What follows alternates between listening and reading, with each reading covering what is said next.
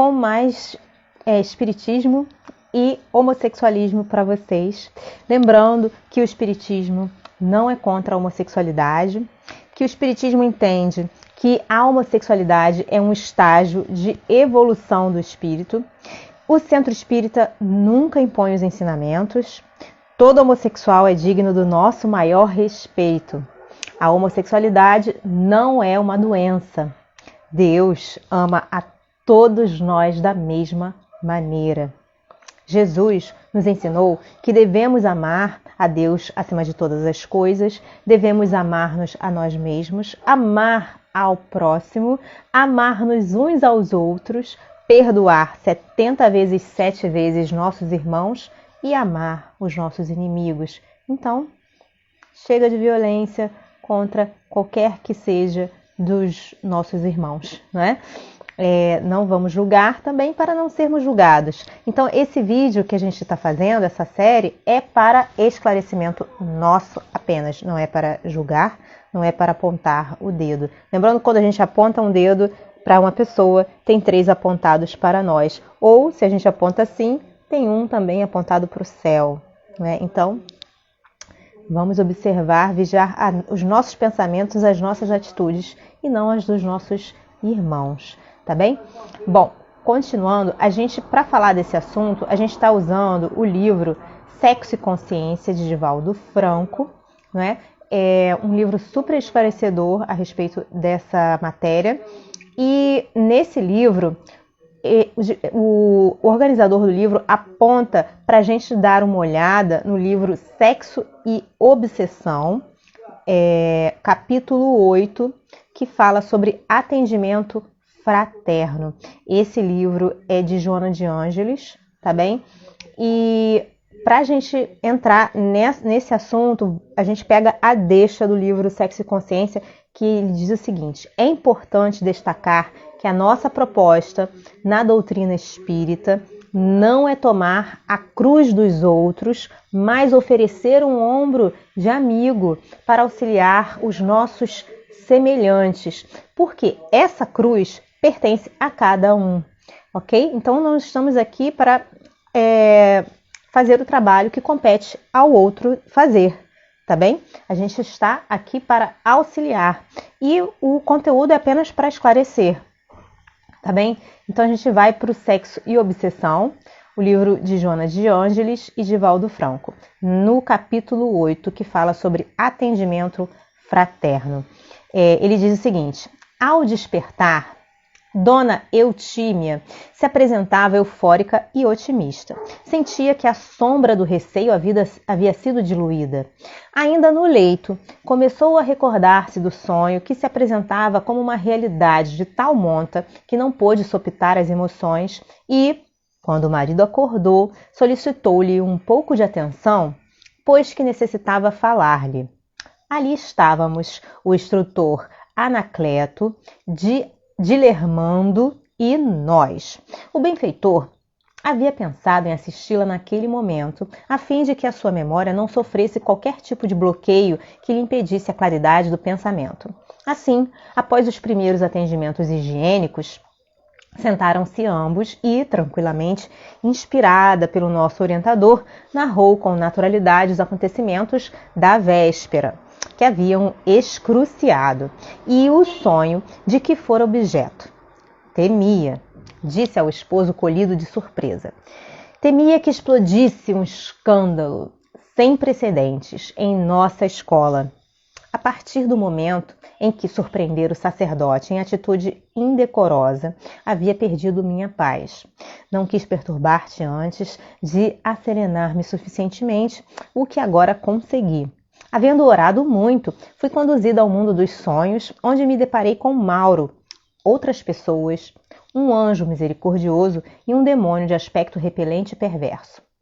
Silenciando, por um pouco emocionada, pediu-me reflexionar que, na sua interpretação do fato espiritual, as palavras eram colocadas conforme a crença religiosa em que se apoiava, de alguma forma sendo fiel ao que vira.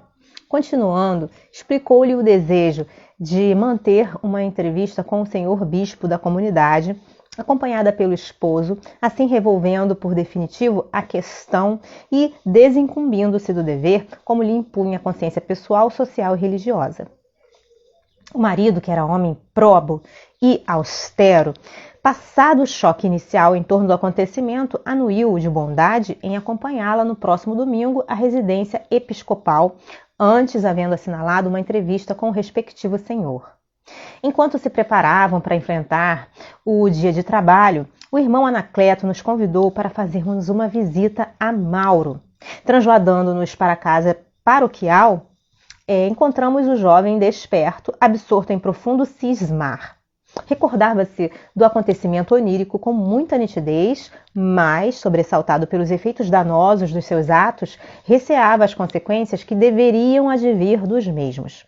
Resolvera não voltar ao educandário, ficando em casa, a fim de mais meditar e aguardar o que viesse a acontecer.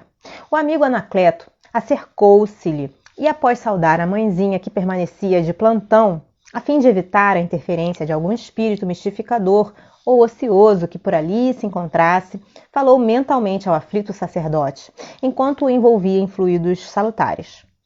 Recolhe-te em oração, busca Jesus através do Evangelho e detente nos seus momentos finais na terra, quando, no horto, enquanto todos dormiam, ele sofria, apesar de estar em oração.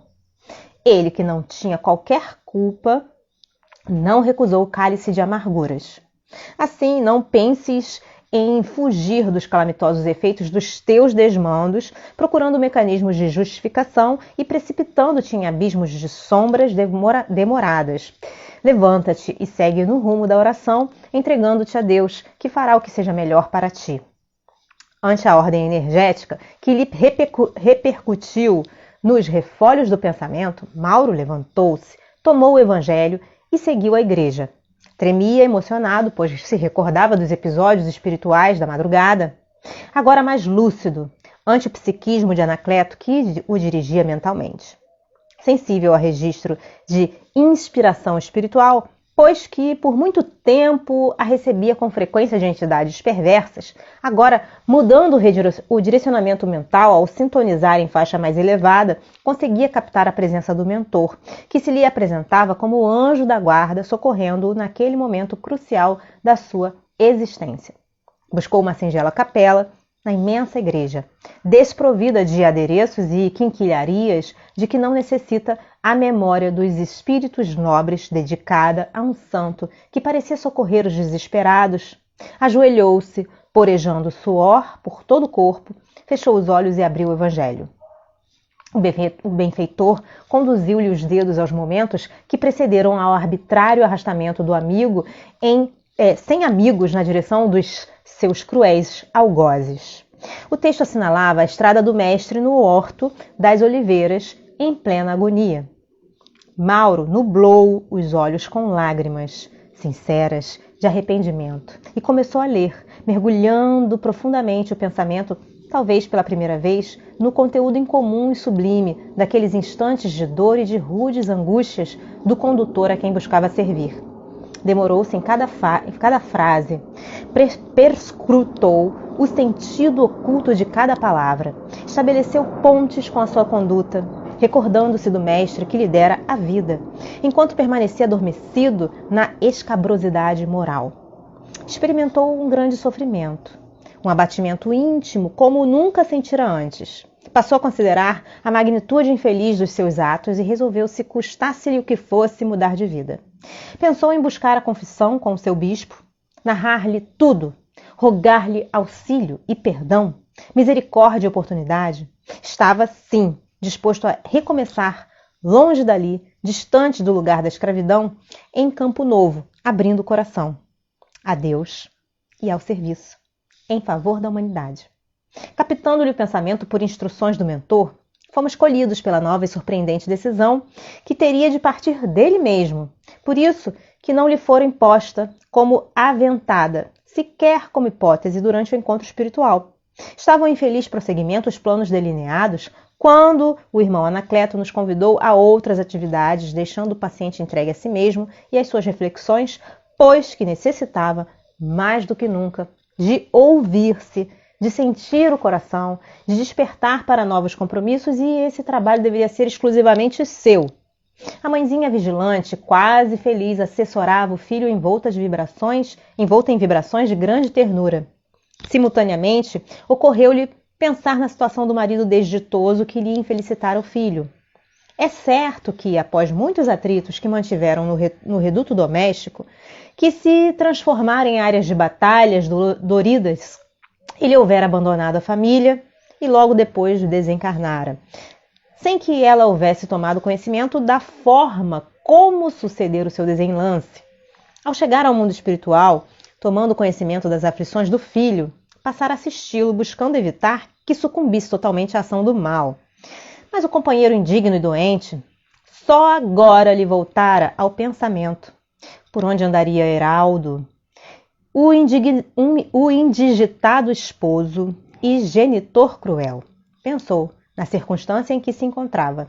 Nesse momento, alongando o sentimento em favor da vera fraternidade, que se estende envolvendo todos os seres, permitiu-se espraiar sua ternura e perdão em comovida oração em favor do revel, a fim de que fosse beneficiado. Quando a paisagem de sombras começava a adornar-se de peregrina luz, ele também merecia misericórdia e compaixão. Fora o intermediário físico do filho, por ela muito amado. Era também criatura de Deus, portanto, credor de carinho e de amor. Assim, enquanto o filho viajava mentalmente na direção do mestre incorruptível, ela buscava o companheiro tresvariado, que sucumbira ao peso das próprias arbitrariedades. O dia largou-se, facultando-nos ampliar os compromissos que nos diziam respeito. A instituição onde nos albergávamos mantinha um vasto programa de assistência espiritual às criaturas, além da ação da caridade ali exercida sob vários aspectos, realizando concomitantemente um bem programado serviço de atendimento fraterno a quaisquer pessoas que se apresentassem com necessidades buscando ajuda. O irmão Anacleto convidou-nos a acompanhar a faina dos obreiros devotados à caridade de iluminação e consciências e de direcionamentos para o equilíbrio, para a saúde, para a recuperação da paz. A atividade reunia duas equipes, uma constituída por entidades generosas e trabalhadoras e a outra pelos companheiros que militavam na casa espírita. Haviam recebido treinamento espírita e psicológico e, periodicamente, eram reavaliados, reciclados, de modo que pudessem cooperar com bondade e discernimento doutrinário em favor dos muitos sofredores que buscavam orientação. Em ambos os planos de atividade, havia um responsável que se encarregava de orientar cada candidato de forma que tudo transcorresse em harmonia e os resultados fossem os melhores anelados. As pessoas que desejavam orientação eram reunidas em uma sala ampla, na qual recebiam esclarecimento espiritual mediante a leitura e comentários de uma página espírita e recebiam passes coletivos. Posteriormente, aqueles que desejavam informações mais profundas eram levados a diversas salas, nas quais recebiam atendimento pessoal, discreto e carinhoso. O gentil instrutor sugeriu-nos acompanhar uma dama que chegara aturdida e, apresentando um quadro obsessivo bem caracterizado, havia participado da primeira parte do atendimento e agora deveria receber a orientação que buscava. Uma senhora de aspecto gentil, aureolada por nívea claridade que dela se desprendia, recebeu-a gentilmente, deixando-a à vontade para o cometimento. Percebi que, inspirando-a, encontrava-se uma entidade afável, que estava encarregada do mistério do nosso lado da vida. Sem ocultar o desespero que lhe inquietava, a dama foi direta ao drama existencial, elucidando. Nada conheço sobre o espiritismo.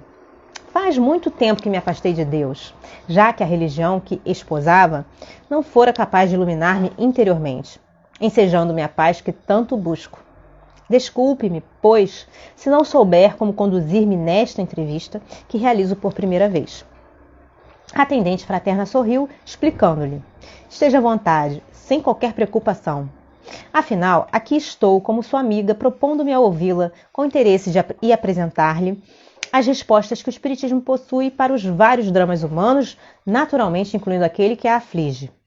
Ainda ofegante, resultado da constrição de que era vítima habitual do seu perseguidor desencarnado, que se lhe afastara da dissertação ouvida e dos passes coletivos que haviam sido aplicados, esclareceu.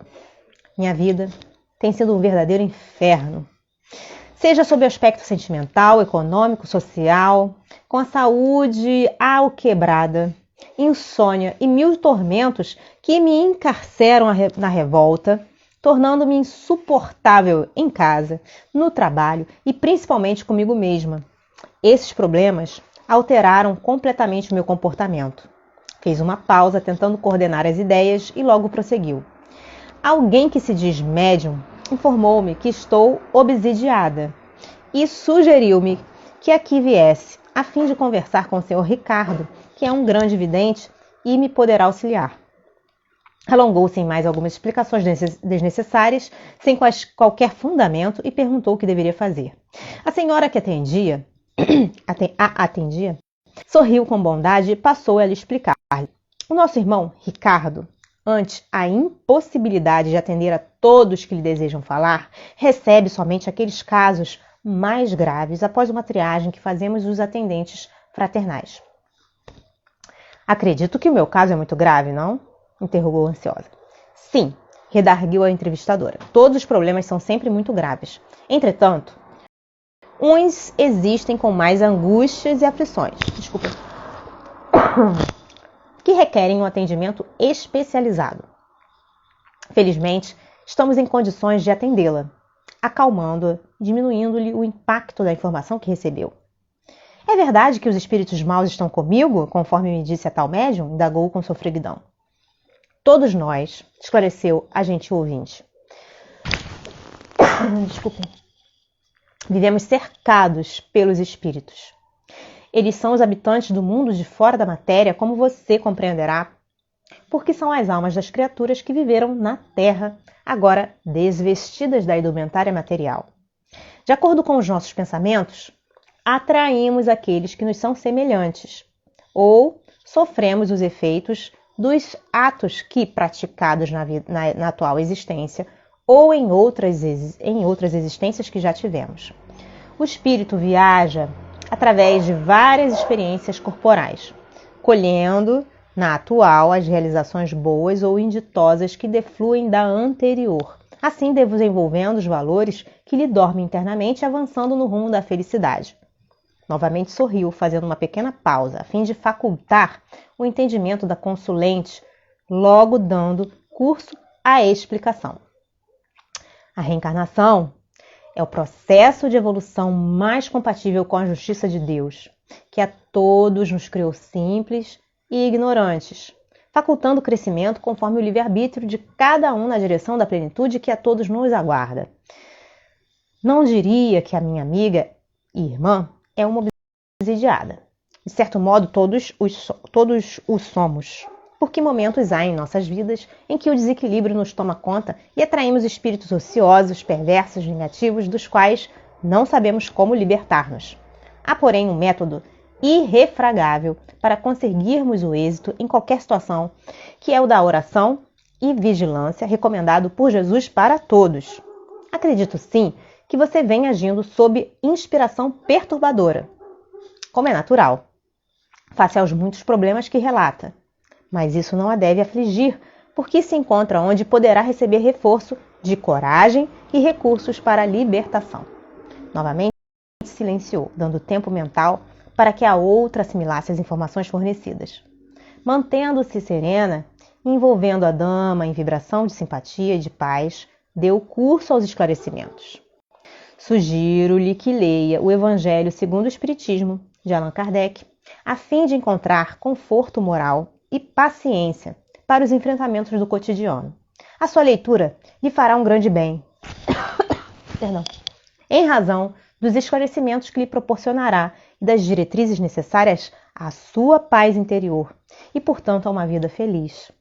Igualmente, proponho-lhe a terapia bioenergética, isto é, os passes, como aconteceu há pouco, antes da nossa conversação, com o que se fortalecerá para as lutas e os desafios. Por fim, Sendo-lhe possível, venha conhecer as nossas reuniões de palestras e estudos do Espiritismo, nas quais adquirirá conhecimento para libertar-se não apenas dessa entidade que a aturde, como também para auxiliar outras pessoas que se encontram na mesma situação aflitiva. Inspirada pelo espírito lúcido que a assessorava, permaneceu jovial, respondendo a algumas outras indagações da senhora, que dali saiu renovada. Antes de ser atendida, o responsável pelo trabalho anotou-lhe o nome e o endereço, com o objetivo de colocá-la entre aqueles que se faziam beneficiados pelas vibrações habituais das reuniões especializadas. Face a essa providência, o mentor espiritual da atividade também anotou os dados da consulente e entregou-os a um membro da equipe de visitadores desencarnados, a fim de que oferecesse a assistência conveniente à dama conforme sua receptividade ao que lhe for informado. Fiquei sensibilizado com essa medida de auxílio que passa desapercebida a muitos trabalhadores da seara espírita. Observei que não fora necessário um interrogatório que resulta dos atavismos religiosos do passado nas incoerentes confissões auriculares, agora sob disfarce de estatística para futuros resultados. Não havia ficha de identificação na qual se anotassem os dramas das pessoas aflitas, desnudando-as aos olhos estranhos e deixando-lhes as ocorrências por descrito, para futuros estudos ou mesmo comentários, nem sempre felizes. Tudo era natural, conforme as disposições do pensamento espírita que respeita a vida interior das criaturas. Outro sim, dei-me conta que o atendente fraterno buscava mais ouvir que falar, orientando mediante a contribuição do espiritismo, evitando as próprias conclusões e o que se convencionou denominar como achismo, mediante o qual se opina sem conhecimento de profundidade a respeito de tudo, apoiado no que se acha, no que se pensa, no que se conclui, nem sempre corretamente. Não pude demorar-me em maiores considerações, porque mais uma senhora fora encaminhada a outra atendente, esta, porém, jovem e aparentemente sem maior soma de experiências.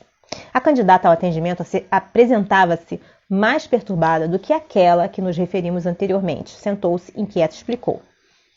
Não sei por onde começar. Tal é a magnitude do meu drama. Faça-o conforme lhe parecer melhor, respondeu gentilmente a jovem, sem pressa, sem inquietação. Aqui estou para ouvi-la com paciência e simpatia. Você é casada? Interrogou, receosa. Ainda não, esclareceu com um sorriso, mas isso não é importante. O que faz sentido é o conhecimento que tenho da alma humana, de alguns dos problemas que afligem as criaturas, em razão dos estudos espíritas que me tenho permitido e também por ser psicóloga clínica. Oh, que bom! Exclamou a visitante. O meu caso é quase sórdido. Sou casada há mais ou menos 10 anos e sempre mantive um relacionamento sexual equilibrado com meu marido. Não me sentia plena, realizada em nosso intercâmbio íntimo, mas pensava que era assim mesmo. As minhas amigas sempre me relatavam suas dificuldades e resignei-me. Ultimamente, porém, percebo que o meu esposo vem se corrompendo muito, entregando-se a viagens mentais e visitas a motéis, acompanhando filmes eróticos e pornográficos e exigindo-me uma conduta semelhante, o que me ultraja. Silenciou constrangida. Passados alguns segundos, continuou sofrida. Agora tornou-se-me insuportável o seu assédio, exigindo-me compartilhar das aberrações que vê nos filmes de prostituição e vulgaridade, o que me aterroriza, produzindo-me reações de ódio e nojo em relação a ele, a quem sempre amei. Não o desejo perder, mas sinto que, se não ceder às suas exigências descabidas e mórbidas, ele me abandonará. O que hei de fazer? A jovem meditou por alguns instantes e respondeu-lhe com brandura. Este é realmente um momento muito importante para a preservação do seu matrimônio. Vivemos um período de perversões de vis em nossa sociedade que se vem generalizando assustadoramente. O sexo tornou-se objeto de perturbação e de infelicidade. O matrimônio, no entanto, é um contrato social e moral de resultados espirituais unindo duas pessoas pelos laços do amor a fim de edificarem a família, não podendo transformar-se em bordel de excentricidades profissionais. O companheiro, de acordo com a sua narração, encontra-se doente e necessita de terapia com um sexólogo a fim de refazer conceitos e reencontrar o equilíbrio a fim de prosseguir feliz no lar. Não me cabe dizer-lhe o que deve fazer neste momento, pois que seria assumir a responsabilidade da sua futura atitude. Cada um de nós tem a liberdade de pensar e agir conforme seja melhor para o próprio entendimento. Os resultados, porém, virão inevitavelmente e cada qual se verá a braços com o que haja desencadeado, num campo saudável ou num terreno ingrato. Não obstante, seria de bom alvitre, que a amiga convidasse o esposo a uma conversação serena, explicando-lhe a questão conjugal sob seu ponto de vista, informando sobre as suas reações e anseios, suas necessidades afetivas, que nada tem a ver com os comportamentos doentios doentios ora em voga. Enquanto isso, indico-lhe a oração como recurso autoterapêutico, que a fortalecerá para resistir às inconvenientes e descabidas exigências, mantendo-se serena e amando o companheiro momentaneamente desajustado. E se ele não concordar? Interrogou aflita. Perdê-lo-ei ou cederei? Mantendo a calma e a amabilidade, a jovem psicóloga respondeu: isso dependerá da sua estrutura emocional, dos seus valores morais, da sua constituição espiritual. Ninguém lhe poderá dizer o que fazer nessa situação delicada. Pense, amadureça reflexões e estude o Evangelho segundo o Espiritismo de Allan Kardec, que lhe propiciará a visão correta dos fatos e da vida.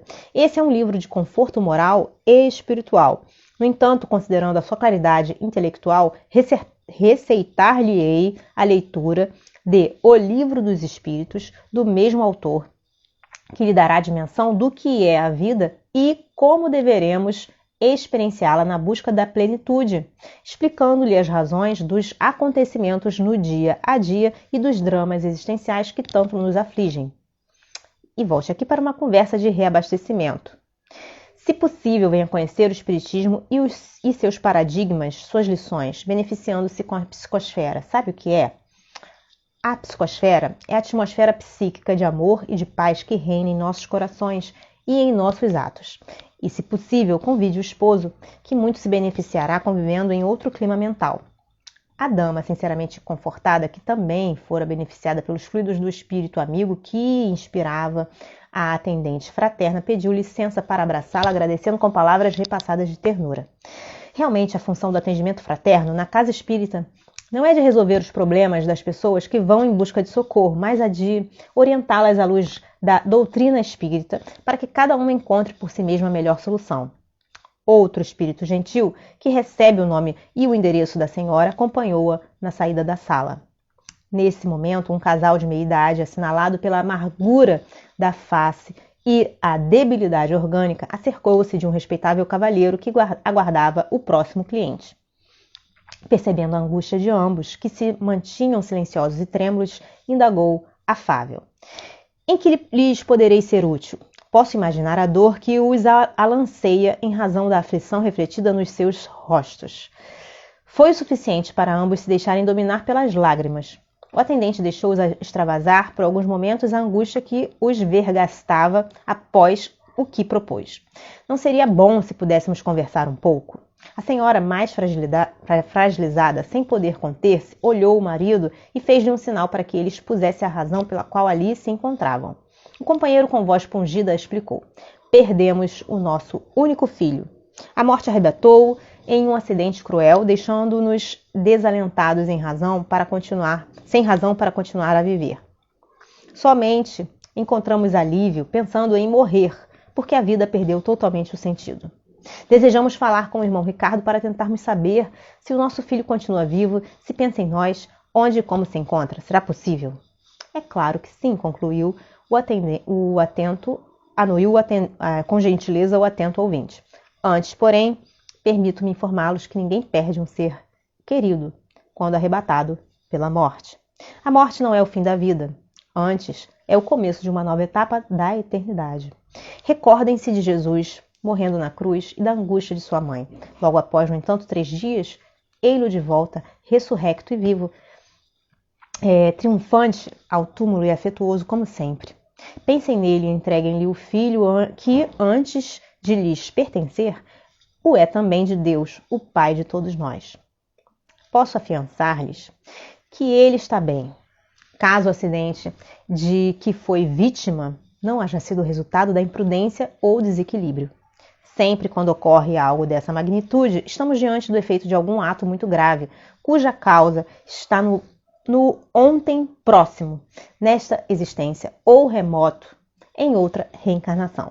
Desse modo, são felizes aqueles que retornam à pátria após cumprida a tarefa na Terra, seja qual for o mecanismo da desencarnação, conforme nós, os espíritas, denominamos morte que independeu do viajante espiritual querido. Depois de confortar por alguns minutos o casal sofrido, encaminhou ao atendimento especializado através do irmão Ricardo. Enquanto dialogavam, o espírito responsável pelo atendente aplicou-lhes em ambos energia refazente e calmante que os tranquilizou. As consultas tiveram seu curso normal e eu não cabia em mim de contentamento. Ali estávamos em um ambulatório de emergência espiritual para atendimento aos sofredores e desafortunados da Terra, sem complexidades nem exigências descabidas, nos quais o amor, a vera fraternidade, a compaixão e a caridade davam-se as mãos em tentativas felizes de bem servir. O irmão Anacleto acercou-se-me, sorridente, e acentuou: quando o amor dirige os sentimentos e o pensamento, as ações inegavelmente são corretas e dignificadoras. O espiritismo é a chave que decifra os enigmas existenciais. Vivê-lo com simplicidade, desvesti-lo das complexidades com que algumas pessoas desejam envolvê-lo, por preferirem sempre as complicações ao equilíbrio, é dever de todos nós, encarnados e desencarnados, que lhe somos afeiçoados. Aguardaremos à noite, a fim de acompanharmos o atendimento do nosso Ricardo, que deverá receber as pessoas que lhe foram encaminhadas. Bom, gente, ficamos por aqui por hoje, nessa leitura, desse esclarecimento mútuo, né? Se você gostou desse vídeo, deixa o seu like, dá a sua curtida no nosso conteúdo. Se você tem dúvidas a respeito desse conteúdo em específico, coloque as suas dúvidas no comentário, porque a sua dúvida pode ser a nossa, pode ser a dos nossos amigos. Se você não se inscreveu no nosso canal ainda, se inscreva. A gente tem canal no YouTube, no Facebook e no Instagram. Se você se inscrever no YouTube, pode clicar o sininho para receber notificações da gente. Caso a gente ponha novos conteúdos também, né? Todo dia a gente tenta fazer um conteúdo para vocês. O nosso canal é bem jovem, está começando, né? E todo dia a gente traz novidades. Se você quiser compartilhar, divulgar nosso canal, compartilhe o conteúdo para as pessoas que têm o mesmo interesse que você. Eu desejo a vocês um dia maravilhoso. Deus abençoe. E até a próxima. Tchau, tchau.